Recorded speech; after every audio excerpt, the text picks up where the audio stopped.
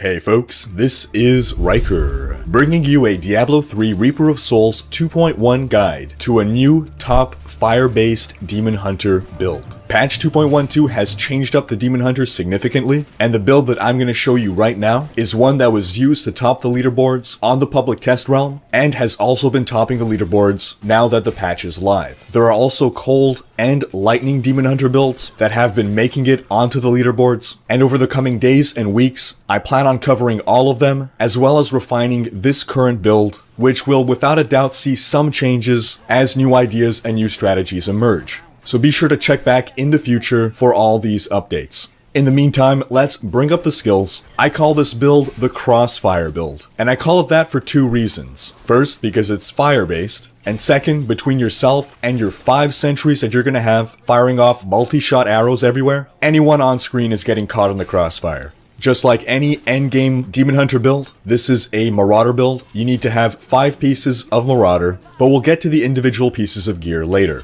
While we are fire-based, we are going to use Sentry Polar Station, and this is so that with proper placement, you can keep your enemies under chill effects, so that you can proc your Cull the Weak passive and your Bane of the Trapped gem, which we'll get to later. Our main attacking skill will be Multi-Shot Arsenal. What we're actually aiming for is rocket damage rather than fire damage, but we're picking a fire-based rocket skill, as opposed to, say, Cluster Arrow Maelstrom, due to reasons of resource management. Once again, when we get to gear, we'll explain why we picked fire. On to the next skill, we have Vengeance Seethe. Yes, that may be a physical rune, but we're only picking that for the hatred management. While it's activated, you gain 10 hatred per second. Next, we have Companion, Bat Companion. The rune selected really doesn't matter. The reason I've highlighted Bat Companion is to explain that you're going to be using this not so much as an attack buff with the Wolf rune, but as an instant gain 50 hatred skill. Demon Hunters run very thirsty, and these 3 skills at the bottom, 1 through 3, I rotate on cooldown in order to manage my hatred. Next skill, Preparation Punishment. Very simple, restore 75 hatred. Between these 3 skills, Preparation, Companion, and Vengeance, plus with the other items we're going to mention, you should very rarely be running out of hatred. In the beginning, you may find yourself burning through your hatred very quickly, but as you get accustomed to the learning curve, you will adapt and learn to time your cooldowns. Next, we have Vault Tumble. Tumble is a fantastic skill for evading damage. Tumble reduces the discipline cost. Some people go with Trail of Cinders, but frankly, the 300% fire damage over 3 seconds is peanuts compared to the amount of damage you're otherwise throwing out. Onto the passives, Custom Engineering will up your sentry count, and the more sentries you have, the more damage you're dealing. Cull the Weak, 20% additional damage against enemies who are slowed or chilled. That's why we have Polar Station. Awareness is just about essential in the higher greater rifts. And then of course we need ballistics. This is a rocket build. This doubles your rocket damage. Onto the items, you want your 5 pieces of Marauder plus your Ring of Royal Grandeur. The 5 pieces will be helm, shoulder, gloves, pants, and boots. You won't be getting the Marauder's chest, instead you'll be getting a Cinder Coat. Cinder Coat buffs your fire damage and reduces the resource cost of fire skills. There's no other item like this in the game. The Pride's Fall Helm reduces resource costs by something like 1/3, but it doesn't buff damage. If you're dealing more damage, that means you have to shoot less to kill an enemy. And if you're shooting less, you're using up fewer resources, which means you need less resource cost reduction. Cinder Coat wins out over Pride's Fall any day. Plus, Pride's Fall, while it may be great for the cold build, since there is no cold equivalent of a Cinder Coat, is situational. It only procs sometimes. Cinder Coat works 100% of the time. You can gamble for a Cinder Coat really easily at Kadala, and to improve your odds of getting a Cinder Coat, gamble with a level 70 monk, as explained in this video here. Next piece of essential gear, Reaper's Wraps. You can craft these, that's what makes them so great. You want fire damage, dex, vitality, and crit chance.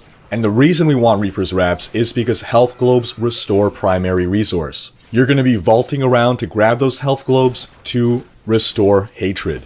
Next mandatory item, of course, the Ring of Royal Grandeur. Ideal stats, dex, crit damage, socket, and attack speed because you have no choice. You'll be rolling off the life per hit and not the attack speed. Next mandatory item, the Bombardier's Rucksack Offhand. This gives you 2 additional sentries. And the new Marauder's bonus, will have your multi-shot deal 100% more damage for every active sentry. With the rucksack and the custom engineering passive, you will have 5 sentries deployed pretty much at all times.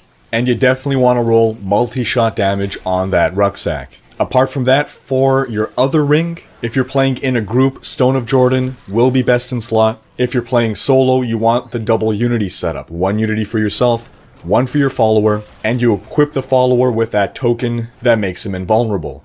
On your helm, you want multi-shot damage. On your boots, you want multi-shot damage. And apart from that, as much as possible, you want to stack crit chance, crit damage, and resource cost reduction. As for your weapon, you want something that's heavy hitting but slow. That's why you're going to ideally want a 2-handed crossbow. The faster you're attacking, the faster you're burning through your hatred. You want to shoot fewer times, but make each of those shots count for more. Faster attack speed doesn't help you when you have no hatred left. For your legendary gems, you're going to want Bane of the Trapped, because that'll further increase your damage against slowed enemies. Then as for the other 2, there's some debate. The 3 choices I'd recommend would be either Bane of the Powerful, Zay's Stone of Vengeance, and the Enforcer gem. A level 25 Bane of the Powerful will give you 15% increased damage against elites. The Enforcer gem will increase the damage of your sentries, but most of your damage is coming from you now. It'll be a rare case in which you'll have all 5 sentries in position to hit your targets. As you're moving through a level, you're generally going to leave some behind you, and while they'll still continue to buff you as long as they're deployed, they'll be too far away to actually attack your target. So while the Enforcer gem is still helpful, it's not mandatory as it once was. As for Zay's, that has the potential to be the single best Demon Hunter legendary gem. You get a tremendous damage increase if you can maintain half a screen's distance away from your enemy. This just requires a lot more skill and strategy on the player's part. That wraps up this guide. Thanks for watching. Check back in the future for updates to this guide, as well as the new cold and lightning builds. And if you enjoyed this video, share it with friends, leave a comment, hit like, come by my Twitch stream to game with me, and subscribe to join Riker's Raiders.